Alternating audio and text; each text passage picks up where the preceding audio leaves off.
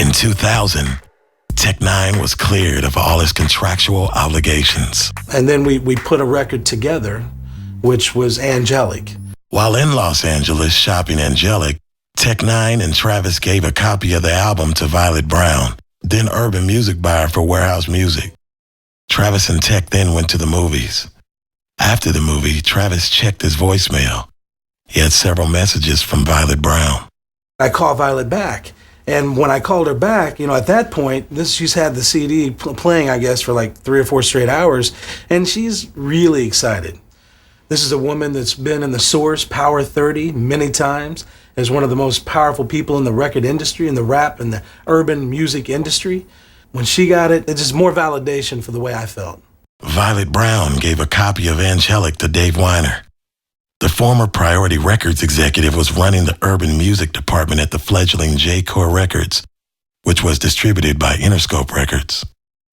Violet Brown gave me a call and said, you have 24 hours to listen to this demo. I flipped out. I almost didn't know what to do when I first heard it. Excited about Tech-9, Dave Weiner called Travis. When Dave Weiner first called me and started explaining to me, A, that he understood where we were coming from with the record, and B, his past, how could you not be sold? I mean, Priority Records.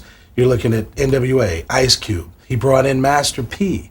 We want to have that same success. We want the Ice Cube success, the NWA success, the Master P success. J-Core and Strange Music came to an agreement on Tech-9. Tech-9, Travis, and Dave flew to J-Core's New York office to sign the deal. They were willing to do a 50-50 joint venture deal with Strange Music on the Tech-9 records. So we ended up signing up. Tech-9's first release on J-Core was Angelic. Angelic, good and bad, angel and hell. That's where I got the title from. You've got heaven, hell, and purgatory. You've got 3 different categories. And he wanted to start it off in hell, go into purgatory, and then end up in heaven. I thought Angelic was probably the most unique concept that I'd ever heard of. It was my life story. You know what I'm saying? It was like the past 5 years of my life. He's talking about all the things that were in his life at that time that were tormenting him. Women, liquor, money, hella drugs. The dark parts of it really reached into his soul and really showed some of the deepest, darkest things that Tech-9 was having to deal with in his life. And you felt his pain. Tech-9 is one of the artists that doesn't mind sharing his true feelings with his listener. Tech's Wi-Fi says people party to her pain because around that time they were in a lot of shit. Tech's pain was best depicted on this ring.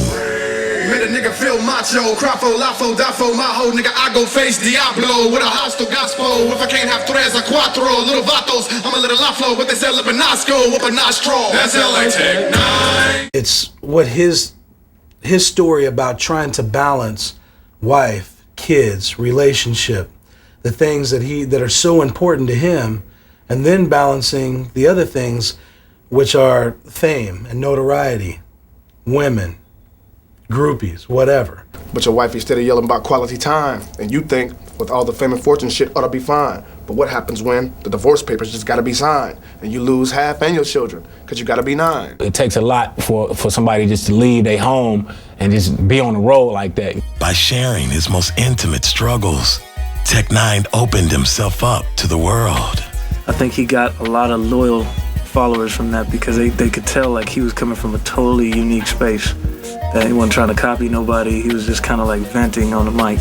Tech-9 is not scared to tackle some of those subjects that might be taboo to a lesser strength artist or human being, for that matter.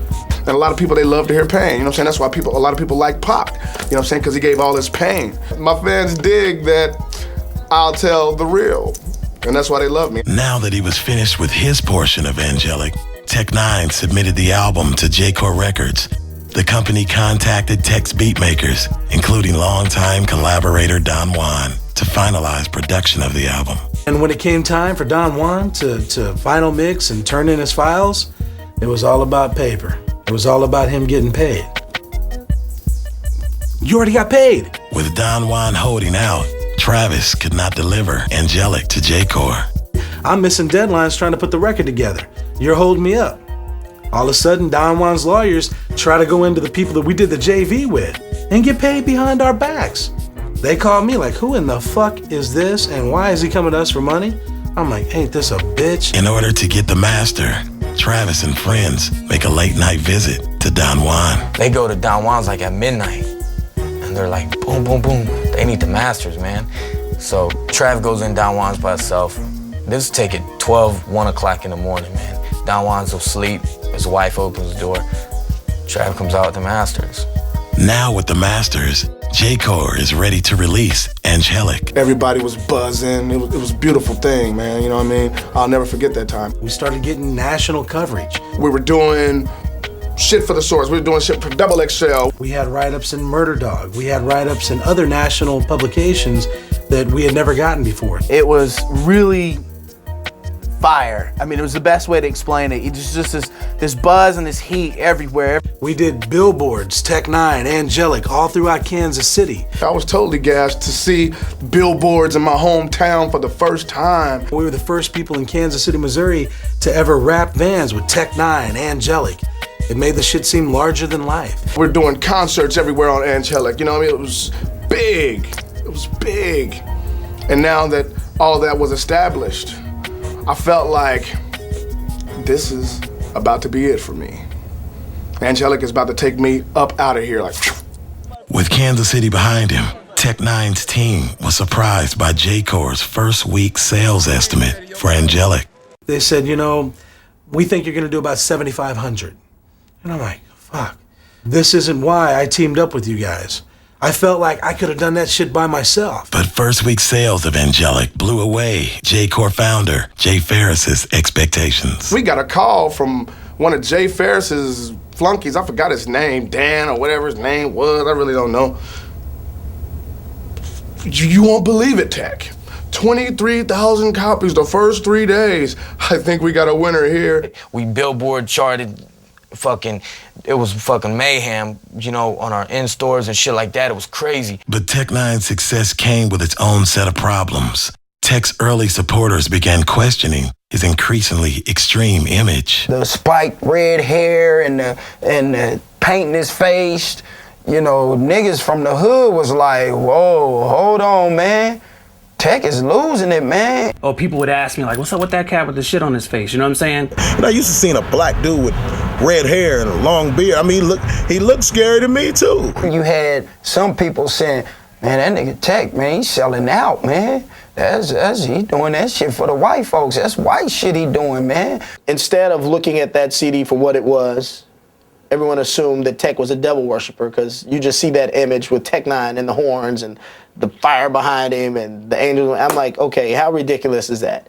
You know, it worked for other people like Missy and Eminem and Busta Rhymes. They all dress up crazy and do crazy things, but nobody looks at them crazy for doing it. I used to paint a cross on my on my face, you know. Back in the day, I used to paint my whole face and then have a black cross. It wasn't an upside down cross, it was a cross. I was still a devil worshiper because I was a black dude with his face painted, so that's got to be evil. Never have I ever worshiped a devil, whatever that is, you know what I mean, or Satan. He's not no devil worshiper, man, so y'all stop hating on my boy like that, man, trying to, you know, twist him up, you know. Don't get him misunderstood. My hair is truly how I feel my brain is, like, you know what I'm saying? Because I got so much shit in there, dude. But the problems didn't stop Tech-9's momentum. Because of Angelic's strong sales, J-Core agreed to do a video for the single, It's Alive. Let's do the video. So they write the treatment to a $100,000 video. We're the Lost Boys hanging by, you know, upside down. It was It's Alive. It was me big. 3 or 4 days before we come to LA to shoot our video, they start talking about, well, we need to do a more economical video. It's gonna be a really bland version of what we had in mind, but it's a video. So everyone was in town, and Violet had lined up Busta Rhymes and Cottonmouth Kings said they'd jump in it. I think Cypress Hill said they would jump in it, all for free. All these people was doing cameos for free, and we're just geeked. D12s, most of them dudes said they'd be in it.